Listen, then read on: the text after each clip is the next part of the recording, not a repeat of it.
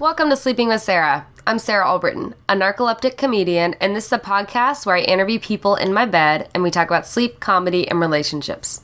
For my 30th episode, I interviewed sketch comedian, improviser, musician, and filmmaker Jake Dewar. Jake runs a silent improv show called Hush and has the podcast Lights Out the Bat Podcast, where they perform an improv form called The Bat completely in the dark. You can find that on iTunes. Jake is also known for the original documentary about the Chicago improv scene, Off the Cuff. You can follow Jake on Twitter at Jake Dewar Comedy, and also check out his YouTube channel, Jake Dewar Comedy TV. This week, you can catch me at Annoyance on October 11th and in Milwaukee on October 14th for Subjective with the Cast of Killers Comedy Collective at VAR Gallery and Studios. Sleeping with Sarah is brought to you by Audible.com. Go to audibletrial.com/sleepingwithsarah to get a free audiobook of your choice. This week, I'd like to recommend Tom Sawyer, narrated by Nick Offerman. Yeah, that'll be pretty fucking sweet, right? Again, that's audibletrial.com/sleepingwithsarah. If you like this podcast, please subscribe on iTunes or iHeartRadio and rate and review. You can also go to sleepingwithsarah.com for more information and follow me on Twitter at Sarah Albritton. Well, let's get started with the show.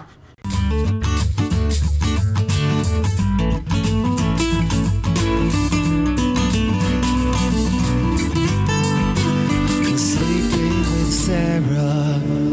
Welcome to Sleeping with Sarah. I'm Sarah Albritton, and this is my guest, Jake Dewar. Hello. How'd you sleep last night, Jake? Okay. I had to get up a little earlier than I normally do for work because the train operates on a different schedule on Sundays. So I tried to go to bed earlier. I probably ended up getting the same amount of sleep I usually get.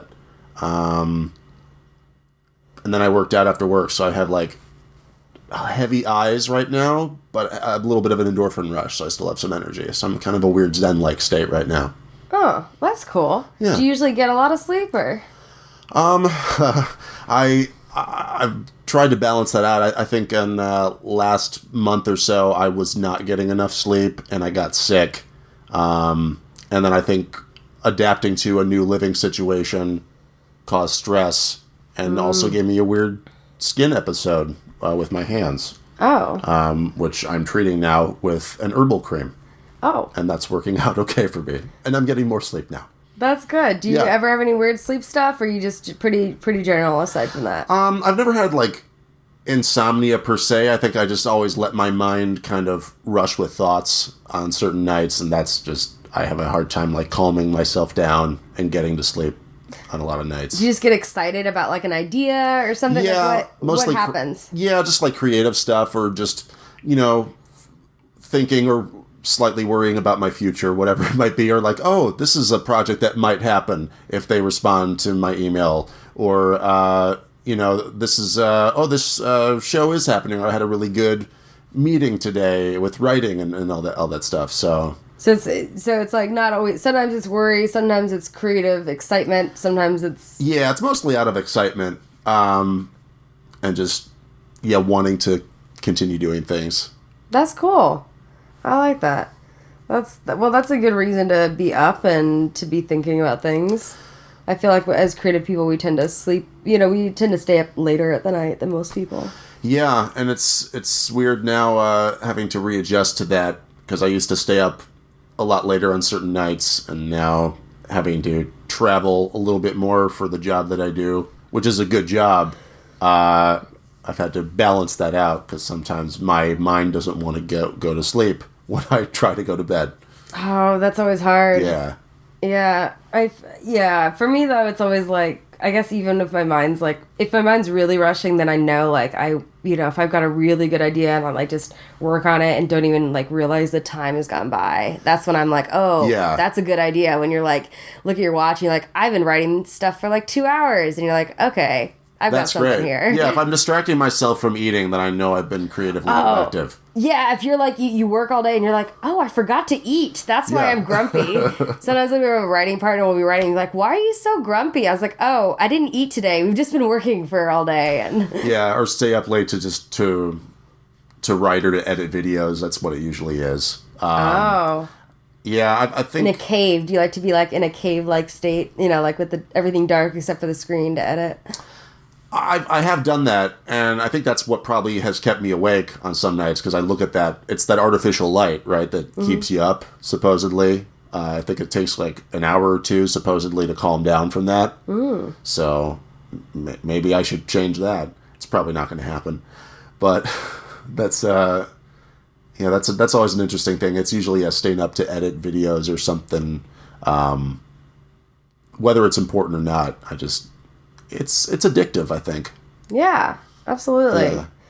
Yeah, I think there's something about that screen. I think there's definitely something about the screens that we surround ourselves in. You know what I mean? I feel like it's like some kind of crack, you know? Like It people is. can't. I'm not a recreational drug user, but like I think my addiction has usually had to do with the internet in some fashion over the years, like since college. Well, yeah, I think that is a big issue. Like, I Yeah. feel like people are so distracted, I think people can't focus as much anymore. Right. And, you know, even just to sit and watch a movie. I feel like my own attention span has like decreased a lot, like since high school. I feel like, I don't know, I felt like I was more focused then because maybe I was exposed to less internet media or something like that. But I think so too, but I've been doing certain things. Like, I try to, well, my TV's been broken recently. Like, it broke, and it's been so great for me creatively. Like, Yeah. like it's still, like, you can hear the sound, but the screen doesn't work. yeah. So, but I'm like, you know what? I'm not going to get it finished till I finish X, X, and X project, you know? Right. So, like, once I finish these projects, but it's been so great because now I still have a computer, you know, and an iPad and stuff, so I can, like, watch something if I really want to watch it on the internet, but I have to actively choose to do that. So, like, I'm sure. watching, like 2 hours of TV, Yeah. like I'm hardly watching anything, like just a couple hours a week. Yeah. Well, it's there's so many shows to have to keep up with anyway. It feels like an obligation at a certain point. I went on a binge in recent months. I'm trying to go on a completionist mission with different Star Trek series. Oh. Because I grew up on... Trekkie? I am a Trekkie. I'm more of a Trekkie in recent years than I think I used to be. I grew up on The Next Generation. But then I started reminiscing, going through like series that I hadn't watched ever or hadn't watched in a while. I went through all the episodes of like Deep Space Nine and Voyager, like the 90s Trek stuff. Oh, wow. So yeah, that was interesting. But it got to a certain point. I'm like, this feels like an obligation or like a chore at certain points. So Depending on what point it was in the series. do you feel like you just want to finish it all? It's like one of my friends, she has a goal, like she runs half marathons, and her and her family, their goal is to run a half marathon in every state. I'm like, that's insane. That's an insane goal, but a healthy goal. She's at 45. Oh, wow. Yeah, they do a couple a year, at least. And they've been doing it for like 8 or 10, like a while, you know? Yeah. And so it's been growing. And it's like, thing is, like, once you get to 45, you can't not go to 50. Right. Like, you know what I mean? It's like once you get through all of these certain generations of Star Trek, it's like you can't not finish the series. Is that how you feel? That's why, well, it depends on the series. I know I'm comparing Star Trek to running marathons, but... In terms of productivity, there's better comparisons, I guess. It probably is. You do feel good once you've gotten through it, though. You're like, okay, I endured that. Well, it's also like, I endured that. That's how I felt about... I feel like that's how I feel about some shows I go to. That's how I felt about Voyager. What do you think about the new movies? Like the J.J. Abrams reboots. Mm-hmm. I haven't watched them to completion. I've watched bits of them, and I think a lot of other fans will say they don't think it's true Star Trek. It's because too action, too much explosion, too much... They're great action movies, but they don't fulfill, I think, what Gene Roddenberry's vision of Star Trek was, which was supposed to be this like idyllic future where there's no more money or war or poverty, and humanity is more enlightened. You don't get that out of the That's Abrams not movies. a Hollywood movie type, you know? Hey, there's no conflict here. No, this is true. And I think a lot of the... I think Star Trek has just been more suited for a TV format than a film format, kind of for that reason. But I would consider the series Enterprise, the one with Scott Bakula, more true Star Trek than the Abrams movies, even though it's the weakest of all the Star Trek series. And is What about all the films, like, overall? Do you think that the films are pretty, other than the new ones, do you think the other films are pretty true? The original series ones are good. I think they work well because they have, like, a few star cast members they focus on. It's like, on Data. Spock, Kirk and McCoy, yeah. Or Picard and Data. Data, yeah. Yeah. I think the original series, some people have said it works a little better, and I think I agree with this because the TV series also kind of focused on them. It wasn't like an all-ensemble cast. And then there's the Next Generation films, which was more of an ensemble. The show was more ensemble-driven and, like, focused on different characters more equally. And then the movies don't do that.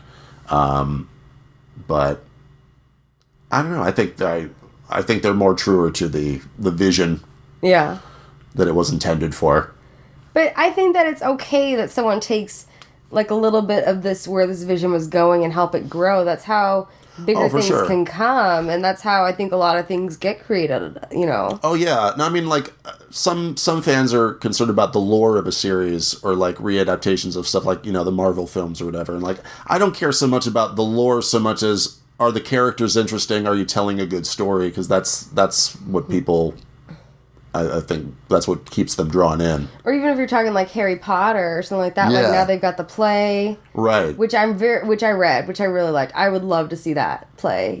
I'm curious to know how it is. I've heard mixed opinions about the script itself, but I think it's really really cool that's being done. What I appreciate, I might have said this already, but what I appreciate about the thing is that she was getting people excited to write about books, and now she's getting people excited to. She's getting people really excited to go to see plays. People that have never seen plays before are going to see this live play in London. That's very cool. And she's getting children at a young age to get used to theater and get hooked on theater so that they can continue to watch plays. Because now it's hard to have an incentive to go see a play. I mean, it's amazing that, like, we've got Hamilton and things like that people are excited about, but it's still, like, not as accessible to a lot of people. Yeah, and I think accessibility is, like, a huge thing. I did this, I performed in this fundraiser recently for, that was to benefit, like, a deaf theater company, like, putting on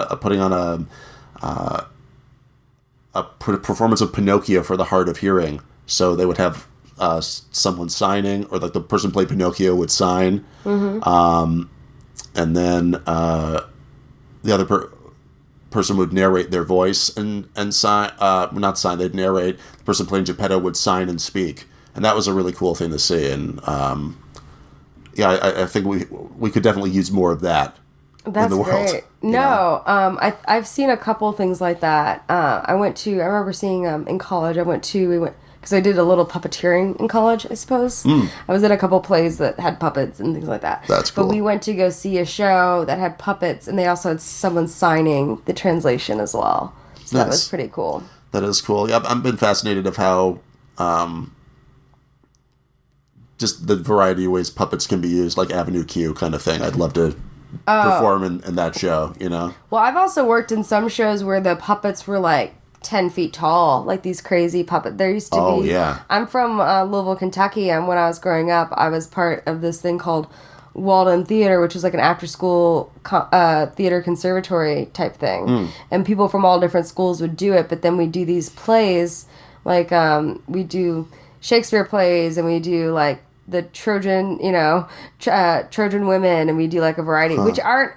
And we tackle some plays that high schoolers don't usually tackle, like Rhymers of Eldritch, which is a pretty dark play, but it was very good. That sounds really cool. Yeah, and so that was a really cool, and we got to perform in, like, professional spaces. So it was a very cool thing to do, but some of them we did hook up with a puppeteering group in Louisville, and, like, so for one of the Shakespeare plays, one of the ones where the gods come out in, like, the fifth act or something, Yeah. Like, I forget which one it was, but they had this huge, like, 14-foot tall, like, puppet that, like, was the god that came out. Oh, and I remember nice. that being, like, so badass. And them using... Puppet god. Yeah. Puppet deity. I mean, there were these huge ones, and the way that they had them connected to people. So there's, like, so many different ways you can have puppets, which I love. You can have it connected to where puppets almost mimicking what your arms are doing. Yeah, it really is an art, yeah. And I'm trying to get more into physical performance. Just Have you in ever general. seen Being John Malkovich? Yes. So you see It's the been a while. puppeteering he does in that is very fascinating. If you watch the puppeteering parts. He did puppeteering in that film? I don't remember that.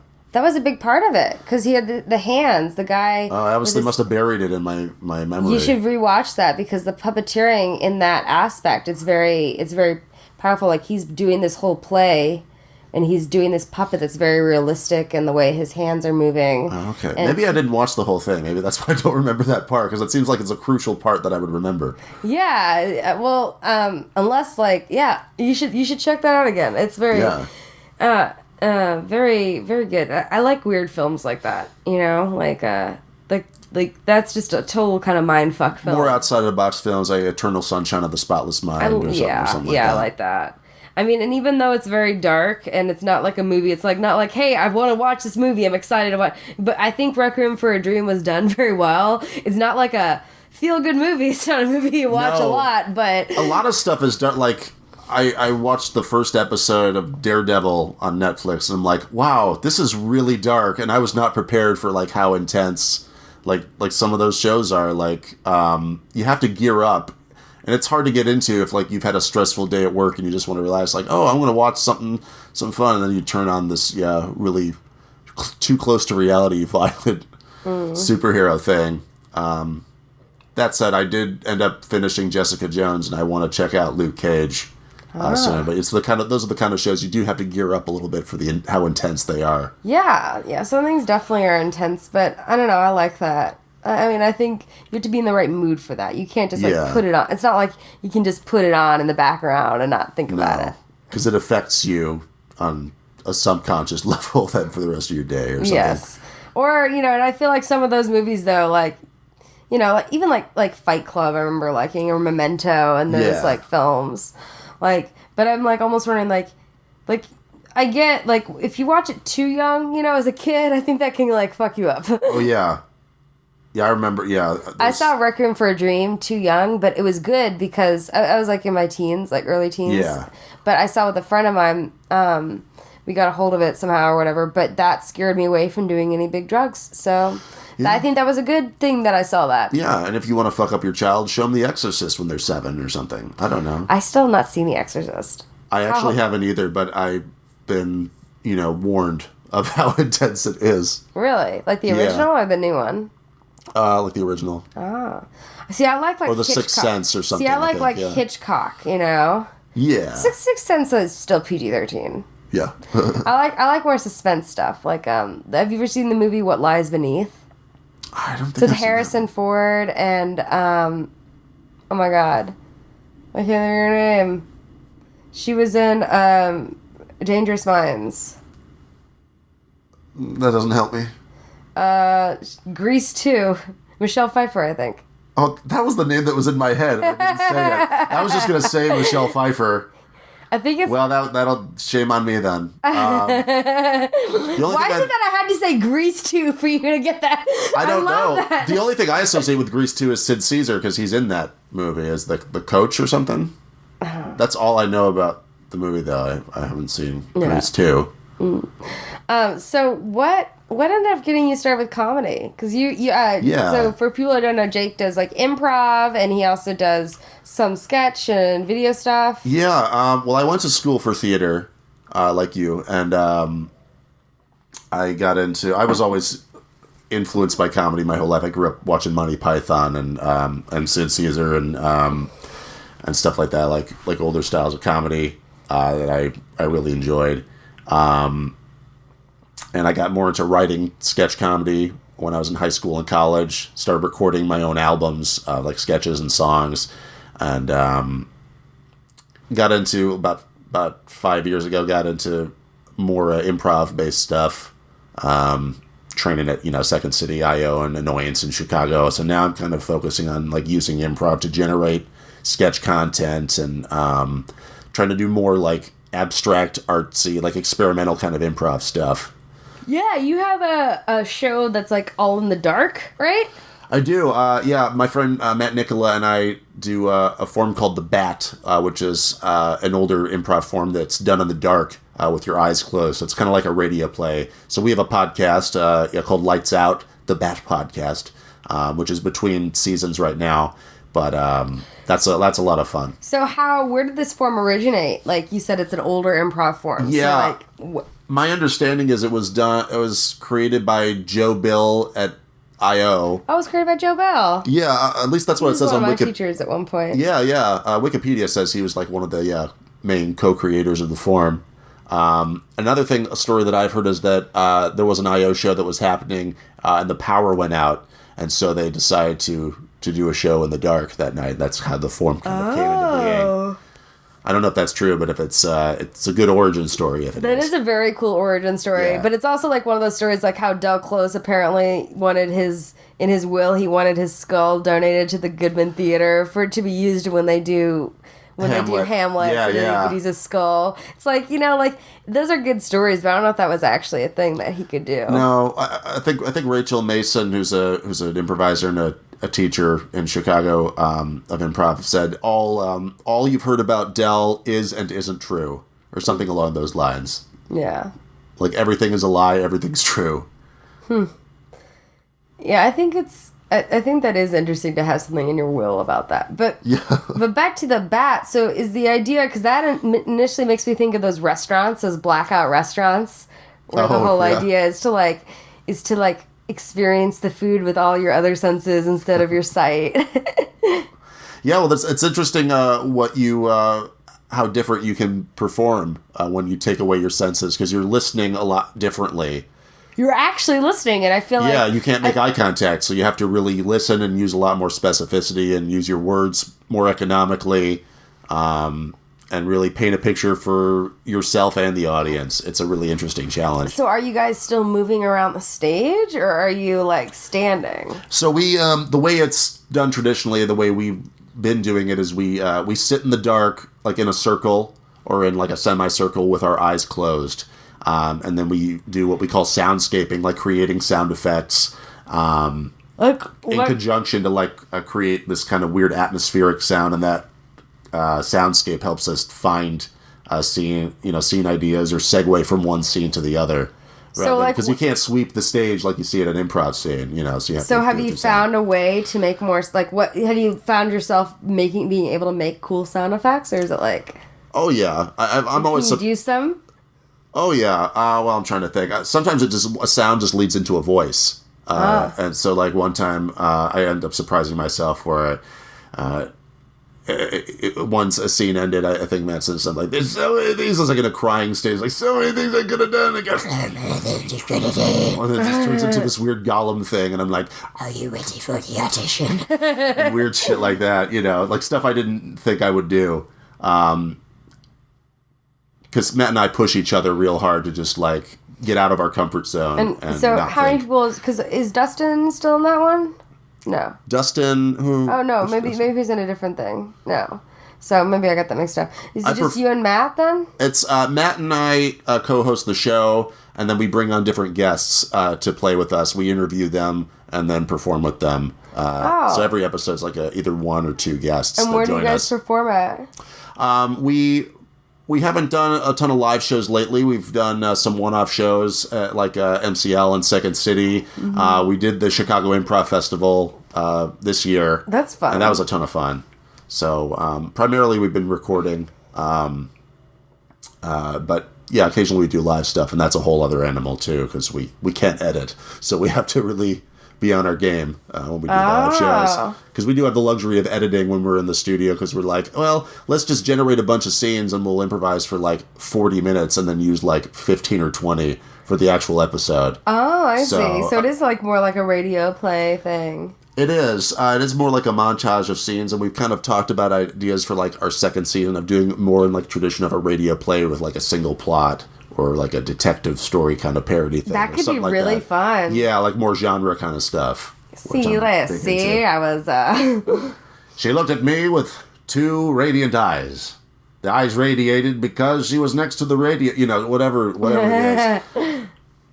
That's cool. And then you also did a documentary last year too, right? I did. I made this documentary called Off the Cuff, Grandchildren of Chicago Improv, about the Chicago improv scene. I started filming it in 2013, and then I edited it in 2014. So I spent about 2 years on this project, filming it all by myself. I just had one camera, using the built-in microphone on it, did all the editing myself, and I arranged interviews and filmed a bunch of shows. You filmed a lot of improv shows. I filmed way too many improv shows. I got improv'd out from the experience. I ended up taking a little break from it. But I did learn a lot from doing it. And I was really happy with the result. I ended up with like a 100-minute film. With like, God, it was like 100 hours of footage or something like that. Gosh. Something crazy. Yeah, I don't know how I did it. But you finished it. That's a lot. I did finish it, and I had support from my family and my girlfriend, which kept me sane. So, and then that helped. Did you see Mike Birbiglia's movie? Don't Think Twice? Yeah. Yes, I did. Now that's not a document. That's more of that's a scripted. Yeah, it's a more fictionalized aspect of like people you probably can relate to in the improv scene. Mm-hmm. But a lot of aspects of that movie really rung true. And I think it touched me on an emotional level because a lot of aspects of it hit really hard. I'm like, oh yeah, I felt that, or I've gone through these feelings of like, people feeling like, oh, is this a hopeless task on some days, or is this paying off? Is this worth it? Kind of, the questions you ask when you're, because as performers, we're very emotionally sensitive, and our confidence goes up and down in waves. Oh, it definitely does. So much. It's definitely like an up and down thing. It's like, oh, yeah, like today I'm on a high, I'm feeling great. And even with like stand up, and then the next day you're like, you could be doing clubs or you've got like sold out 200 person thing, and then like the next night you could just be at a crappy little bar show with 15 people, and it's like very different. It's a different vibe, but sometimes like the crappy bar show with like 15 people can be a really fun experience. And it can be. You perform for a packed house and get no laughs at all, and you're like, why did this happen? And you just got to roll with it, and you're like, well, it's going to be different every day. Exactly. Whatever the medium is that you're performing in. And I started with, that's how we know each other. I started with improv, but I just, I don't know. I mean, I think I did get burnt out from it, and I think there are so many people that are great improvisers, and I like it, and I'm good, and I can be great with the right people, but it's not something... It's definitely a chemistry thing. I think, you play differently with different people. Like, the way I play with Matt is very different than how I would play with, maybe like someone like Jimmy Carrane, or somebody who plays like in a more thoughtful, like slower paced way, or something like that. That said, I'd not be opposed to improvising with anybody. I've kind of done mashup projects, trying to just play with different people as a challenge to myself. Mm-hmm. But I've also found there's limits to that too. I'm just like, well, if you're more comfortable with the person, then you can take it to a higher level sometimes as well. Doing I feel like there? With your I'm yawning. I'm not bored. It's just we do get very comfortable here. All right. I know that you do also, you said you do a lot of experimental. You have another one, right? It's called Hush. Is that right? Hush. We're a silent improv ensemble, and we're kind of branching into sketch now. So that's... Silent sketch. That's the one I think is Dustin or am I getting this name wrong? Maybe I'm thinking of somebody else. I have no idea who you're talking about. Maybe I'm talking about somebody else completely. There is Bryco that does silent sketch. They've done that at Sketchfest every year. I could have sworn, but I'm wrong. So never mind. No, it's okay. Ignore that. Hush is basically the exact opposite of what I did with Lights Out. It's using all visual and all physical humor, using no words. We have like live musical accompaniment or pre-recorded music to like inspire the scenes that we do, and we just create. And it's so interesting. It's like doing these kind of experimental projects, doing different genres. That's what like reinvigorated doing improv again for me, is like looking at it from a fresh new perspective and like using different muscles in a different way. So with Hush, you can't speak at all. No. We've experimented with the idea of, can we make any kind of vocal sounds? And I think we're still messing with that a little bit. But yeah, we can't actually use words in our scenes. So that reminds me of when I took directing class in college.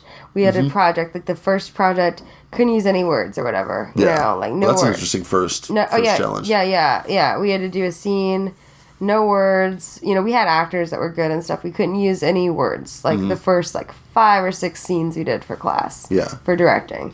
And then I think after a couple, we were allowed to use a music cue. Oh, okay. And then another one we're allowed to use a sound effect. And then one we're allowed to use one line. Oh, okay. You know, and so the idea is directing everything else to fit within the story of a scene without having to use language or not relying on language. There's a lot of power in choosing not to speak, and I think we take it for granted because sometimes we get excited and we just want to talk and show off our verbal wit. Oh yeah, always. Yeah, I feel like the people, especially with the 2-person shows like TJ and Dave or Messing with a Friend, I feel like they play a little bit more and take a bit more time with that kind of the distance. It's the distance on the stage too.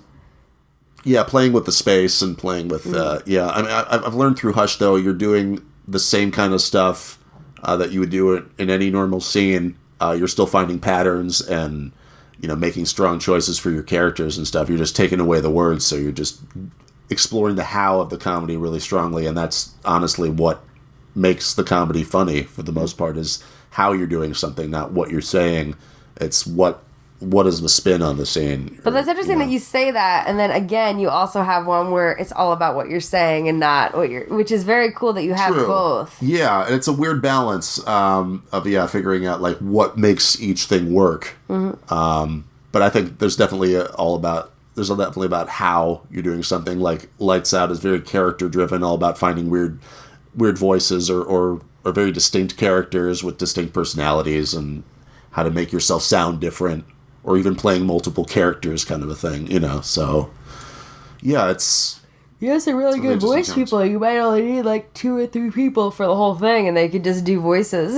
Yeah, I've done that too. Have you? Oh yeah, there's a couple 2-person bats that I've done, and those are very challenging. We've had multiple people, or I've had to keep entering as different characters. Wow. As the walk-on person in a scene. That's a really interesting challenge. So what got you where did you start with improv?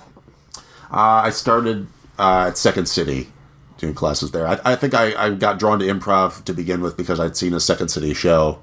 I got to see the touring company when I was in middle school. At I think the Paramount Theater in Aurora. And that was really cool to see. But I was afraid of doing improv for a ton of, for years after that. And then I just decided, I don't know. I just didn't think I'd be... Because you did theater. I did theater, but I was worried that I just wasn't going to be funny enough or clever enough. I'm like, no, I need to write. Writing and acting were 2 different halves of my brain for a while. And I think improv eventually bridged them together. And I'm like, oh, you can use these parts of they both feed each other, which is so interesting now. It's a lot of actors are afraid of improv, I've learned. And it's sometimes you just gotta, suck it up and just do it and do a bunch of shitty shows for a while. And then eventually you'll have more hits than misses if you devote some time to it. But there are also a ton of people who do improv that have no theater training and don't act when they do shows at all. So there's a whole, I think they both help each other a lot. Yeah, I think it's cool. I think it's good to explore all those different areas, For sure. And I'm still trying to figure out setting goals for myself. What do I need to work on next? Do more, develop more physical technique. I have no dance training. What can I do to fix that? Do you do music at all? I do a ton of music. I've been playing guitar for 11 years. Oh, wow. So you can actually play. I can now, yeah. I was, first couple years I was a little wonky, but I started late. I started playing guitar when I was 18, and then I dabbled on piano a couple years prior to that. But my dad is a really talented jazz musician, tenor sax player. Is that what he does? Yeah. So you grew up and your dad, what is your dad? He's a professional, jazz musician. He's a musician, and that's awesome. He teach as well, and he exposed me to all kinds of music when I was a kid, not just jazz or classical music, but African music and Brazilian music. So you're a record guy? Does he have like a huge... I'm not, but he's had a huge collection of records. And I remember one of the first times we moved, he had to decide, like, which ones am I going to keep? He had so many records. Like, I couldn't even listen to all of them in my lifetime. It's just literally a bookshelf, just a wall of records. That's cool. Yeah, it's amazing. And also kind of just made me think about, like, when I actually got to listen to records. Apparently vinyl is coming back. For a lot of people. It is a warmer sound than like compressed digital audio, apparently. And I also think the thing I like about old records is that they're flawed. It's not like so perfected. Right. I don't know if that's the same way with newer records, because I haven't listened to like a new record on a record player versus listen to like older ones that weren't as mastered in the post-production. So but it sounds like you're in the room on certain records, like... And I like the grittiness. I like the grittiness of it. Like I said, the fact that it might not be perfect. Yeah, not squeaky clean. Yeah. Plus, a lot of them, they had like a very limited time to record. So some of those they had to be kind of raw and just like, this is the take we're using. Not much, much editing options they could do. So there's a lot more talent that had to go into it because there was more pressure on it. And now, of course, we have auto-tune and shit. But yeah, that's really cool. Does your mom do anything creative? Yeah, my mother's worked professionally as a nurse and now teaches nursing.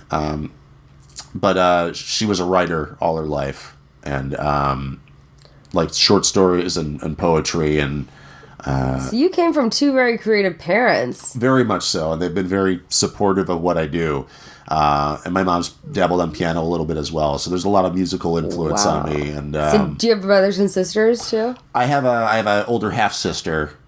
We're about 17 years apart. Oh wow! So I kind of grew up as an only child, but I would, she would be around sometimes. And now she has like 3 kids. Oh wow! Who are all like in high school. The oldest is in college, and they're like the little siblings that I never had. And so that's really amazing. I need to see them because they get taller and older, and it's crazy. Does that make you feel old a little? A little bit. I've made a joke to myself that on my 30th birthday, I'm going to tune all my guitars down a half step as a gift to myself. I don't get it. I'm not a musician. Am I stupid? That's just a metaphor. Oh, it just means like slowing it down. Yeah, just tuning down a little bit. Chilling out. I'm trying to stay calm lately because I moved to a new apartment a couple months ago, and I've let things get to me a little too easily. So I'm trying to just. Are you do you have a new roommate situation? What's going on? I moved in with my girlfriend. In July. At this point, it's October. So God, it's been 2.5 months or something like that. It's very different when you live with somebody. It's very different. Yeah, very different. And we've been making it work, but it's weird because our work schedules are totally opposite. And so trying to balance that. But we're also both creative people, so we kind of have an understanding of That's good. we'll be in the apartment together, but I'm gonna write right now, and you can watch your show or whatever. But that's nice that you get that, because I feel like sometimes some people just wouldn't get that. And they'd be like, hey, sorry, sure. I had to stay late because I have this opportunity to do this show for this person and I gotta go do it. And they get it. But I think non-creative people don't get it. And it's... Yeah, it's tricky. But we're not, we don't perform in the same performance circles. So that also kind of helps a little bit in terms of not being so... It's not a competition between the two of you. Oh, no. No, it never is. And that's very healthy. Oh, that is so good. Yeah. So that's a very lucky situation, but sometimes, it can be a little rough, not, running in and out at certain times. I did have the experience of being alone in that apartment for the first time recently, which was kind of weird because she went away for a weekend to visit family. And the first day I was like, oh, this is nice. And after that, I'm like, I'm lonely. Well, I mean, congratulations. It's tough. I mean, I've lived with a significant other in the past, and let's just say it didn't work out. But it was tough. We were young when we lived together, but it was it's one of those things. We made it a while, but it wasn't. Sometimes it just doesn't work. Yeah. Yeah, but at the same time, just living together. If I ever live with somebody, if and when, I mean, I'll probably live with someone again. Let's just face it. Come on, but If all and get when there. I ever live with somebody again, I'll probably make sure I have at least an extra bedroom, because then we have our own space to get away from. Yeah, for like sure. not just a 1 bedroom, like have at least a 2 bedroom. Mm-hmm. You know, because that if it's in the budget. Yeah, if it's in the budget, but it's, yeah. Yeah. But, well, that's good. So are you in the same neighborhood, or? Yeah, she used to live in, like, Wrigleyville, like, Lakeview kind of area, and now we're in, like, the Ravenswood area, so we moved a little further north. So it's a little quieter, which is nice, because I had to sleep, when I stayed over, I had to sleep with earplugs, because I'm not used to loud noises. I grew up in, like, the west suburbs most of my life, so I'm not used to loud traffic noises.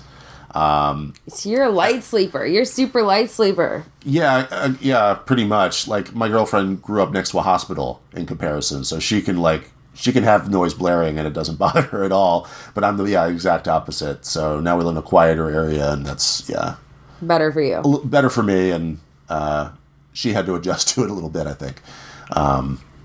Cool. So Are you big spoon or little spoon? No. We're equals. Nice. We trade off, I think. Yeah. In a lot of ways. That's good. I can't cook, but I can clean the hell out of an apartment, so I do that. I can't cook either. Yeah. But, like, trading off, chores or errands or whatever. That's good. Good at finding a balance. So that's very good that you have good. that. It's hard to find people that do that. Yeah. And so she does comedy too? Yeah, mostly theater and some sketch. We actually do a 2-person sketch show together called JK.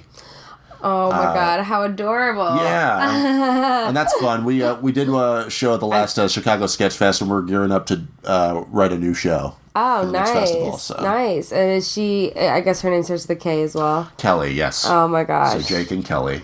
JK. Jelly. Jelly. You probably hear that. Brangelina, jelly which is or not a cake? thing anymore. Jelly or cake? Well, it was either jelly or cake, and I guess if we have to choose one. Jelly cake. You could just be called just jelly be jelly cake. cake. Jelly cake. I guess that's what we're called now. 'Cause it's on the podcast. So it's official. It's now official. It's official. It's going to be tweeted tomorrow. Exactly. That's fun though. I don't know. I've never been. Yeah, I guess I did. I had an acronym. For a long time, me and my ex, his name is Jeremy. At one point, some people called us Sarah-me. Yeah. Which kind of worked, I guess. It's kind of cute. I mean, there are things that are cute about that, but there's also, like... It's like a sickening thing, though. Yeah, it's like a sickening... It's like... You can be your own person, too. Like, that's what I'm always about. Like, we don't have to be glued to the hip all the time. It's great to be together, but, like, you can have your own identity. Well, that's what I think that's good about people that are creative in relationships. I think that because we have our own pursuits, the own passions, the other things that we're trying to do with our lives that are driving us forward, that we're not as dependent on the other person. It's not like, hey... you're a person, we need to just be together all the time and, create this life that's just you and me, Yeah, because what if that falls apart, then what do you have to go on just for yourself to stay sane? But it's also like, I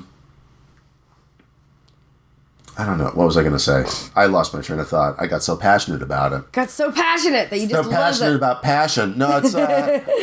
No, like, when we started working together creatively, it felt a little awkward at first. We had to have that conversation of, like, okay, this is our personal life and this is our creative life, and how do we, balance that, or, like, switch those into those different modes. But if you're writing sketch together, are you writing a sketch that's, like, about a fight you had or something like that? Like, is it weird like that? Like, we've tried to avoid that because we don't like getting super meta with our material. Yeah, well, I mean, but naturally, I feel like when I write stand up and sketch, sometimes it's naturally something that I personally experienced that like I felt strongly about, and a lot of times that does have to do with relationships. It's a fight we had, or it's this thing, and I feel like that naturally comes up. But I've never had a significant other that I was writing stuff with, so I'm just curious how that works. Well, I don't know. A lot of my stuff that I inspired by actual things in relationships tend to be stuff I write by myself. I think we've kind of.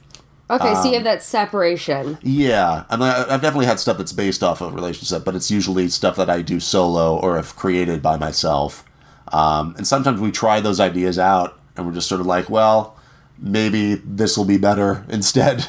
Yeah. Or we don't want to make audiences feel uncomfortable either. It's uncomfortable for us. So. But this is why I like that you have all these different mediums you can play around with. So, like, if I have an idea for something, it might not work in a sketch, but it might work in a stand-up set, or it might work in a pilot, or it might work in all this other things that we're not stuck to just one thing. I've learned that, too. I actually, I did a 30-day sketch writing challenge for myself. Because September was National Sketch Writing Month. Yeah. I didn't know that was a thing, but it is. And I took myself up to, like, write one sketch or one song every day. Did you? Yeah, and I learned a lot of stuff, like what you were talking about, of just, like, first of all, like, if you force yourself to do anything on a daily basis, your mind or your body gets used to it.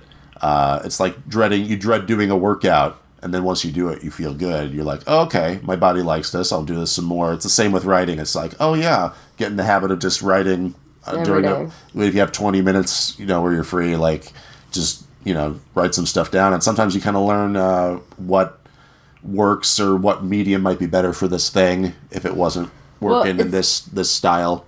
It's creating, like, a sacred space and time to write. Like, Michael McCarthy says that a lot. He teaches a lot of writing classes at IO, and he's written for a lot of things. So he talks about having a sacred space and writing every day and trying to just continue with that. Like, for sure. And the more you write, you kind of judge yourself less on whether it's good or not, too. Yeah, because he also talks about how some people are like, oh, I have to be inspired to write. He's like, no, you don't. You just have to teach your body that, hey, I'm writing now, and then you'll get it. You don't have to wait for inspiration to happen. You can just do it every day. Yeah, and you surprise yourself sometimes when you just write with no expectations, and then weird stuff comes out of you never thought. Yeah, and you're like, wow, that came from that? Wait, what?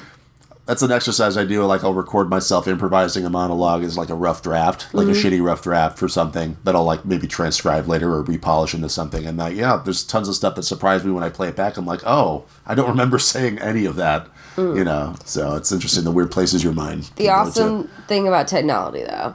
Yeah, I like to use improv to write as well, to come up with a way for that. Well, it's a more organic way to, like, not as opposed to, like, sitting, writing, and overthinking, which is what I used to do. Of, like, how would a person say this? Like, no, you just talk, and then you'll figure it out, You just learn to talk to yourself. That's all we do. And, well, that's why I like writing with a writing partner. So, like, with pilots and the things the scripted, the screen-based stuff that I do, I write with a writing partner. Yeah, you did a pilot recently. Yeah, right? Yeah, and we're writing a second one right now. Very cool. So, yeah, so we're keeping busy with that. But I like writing with somebody else because I'm like, how would somebody say this? I don't know. Let's just improv it out real quick. Yeah, I enjoy collaboration a lot. Sometimes it's just hard to schedule with a lot of people. Oh, yeah. That's why I'm just like, one other person. I can manage, like, one other person. I'm very much advocating myself as, like, do a 2-person thing because it's just easier to schedule stuff. Yeah. Well, as we're winding down here, I usually ask people, because I know we didn't talk about dreams, but I usually ask, like, what your dreams are for the future, like for yourself and your goals. Yeah, absolutely. Well, Second City has always been a goal of mine to perform with them in some fashion. That's kind of what I got into improv to begin with, so that is definitely something I would love to do. But I'd also just love to kind of go out and tour with my own stuff, maybe some weird blend of, like, written and improvise, part silent, part musical, blacked out, part blacked out. Yeah, exactly. Just a bunch of variety. Oh, that'd be cool if you just, like, took them through the senses. We're like, hey, first we're gonna do one where it's silent, then we're gonna do one where it's completely blacked out. Then all olfactory. Then one where it's all sense. This scene won't make sense, but you'll smell it. Yep. Well, you heard that scene. I don't know what you thought of it, because I didn't hear any laughter, but you definitely heard it. Any other things? Like, you said you want to tour with that, and I'd love to, like, get some kind of, like, TV pilot out there, some kind of series of some kind. That could also be some weird hybrid of things. I don't know. I've been getting more into, like, surrealist or, like, kind of stream of consciousness stuff. So I'd love to try to pitch some kind of show that did something like that, because I've never seen anything like that. Ooh. So. Oh, that's kind of cool. That's what I call J-Train, my stream of consciousness improv. I'd love to make that more and more marketable thing. That's pretty cool, Yeah. man. So just kind of putting, seeing where the art form can take it and see if I can make a living doing that as well. That's pretty cool, man. Those are some cool goals. Yeah. Well, thanks so much for doing the podcast. Yeah, thanks for having me. We always end by going to sleep. So good night, Okay. everybody. Good night.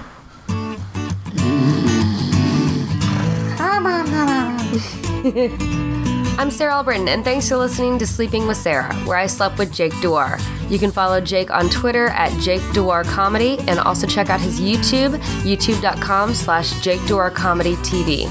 If you like the podcast, please rate and review on iTunes and subscribe. This podcast is brought to you by audible.com. Please go to audibletrial.com/sleepingwithsarah. I'm releasing a new podcast each week. Be sure to tune in to find out who I have in bed with me next. Thanks to Josh Bryant for the music. You can also view the video on YouTube or follow me on Twitter at Sarah Albritton. Until next time, good night.